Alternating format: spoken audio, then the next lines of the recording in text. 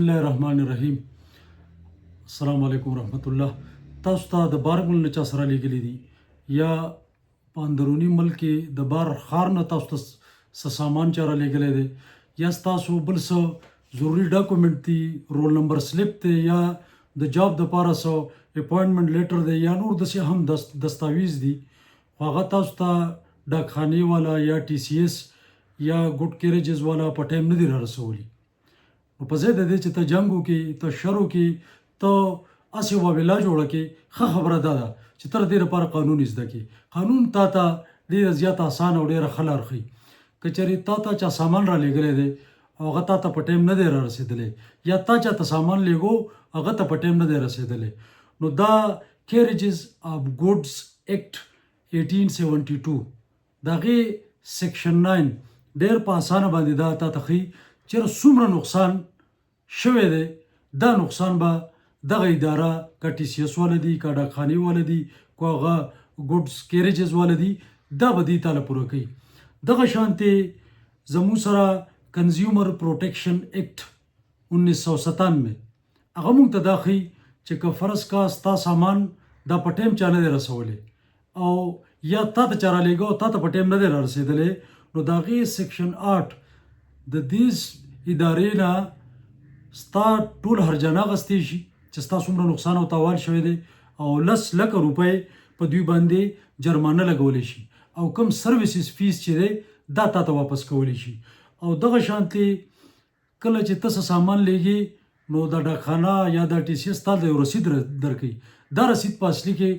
د ستا او د دې ډاکخانې یا د دې ټي سی ایس یا نورې دا کومې ادارې چې دي دا دوی سره کنټریکټ دی. نو د دې کنټریکټ ته لاندې د کنټریکټ ایکټ 1872 سیکشن 73 بیا دا وایي چېرې دا په اصلي کې معاهده ده او که چېرې د دې معاهدې خلاف ورزي وشوه، یعنې سامان په ټایم نه دی رسېدلی، سامان دوی ډیمیج کړی دی یا بهرحال هر څه نقصان چې په دې کې راوستی دی، نو د دې د لاندې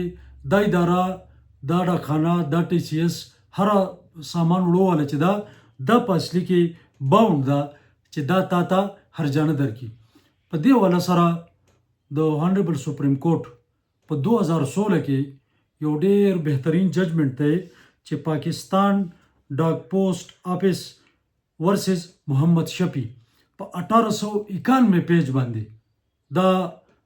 په سی ایم آر کې ریپورټډ دی او په دې کې عدالت باقاعده حکم کړی دی چې دا چا دا سامان لیږو، چا چې دا په ټایم نه دی رسېدلی دا ډاک، دته 1 लाख روپۍ عدالت د هرجانې د ډاکخانې ته حکم کړی دی او دی ته د دې کلاینټ لپاره اخیستی ده. نو موږ له خپل حق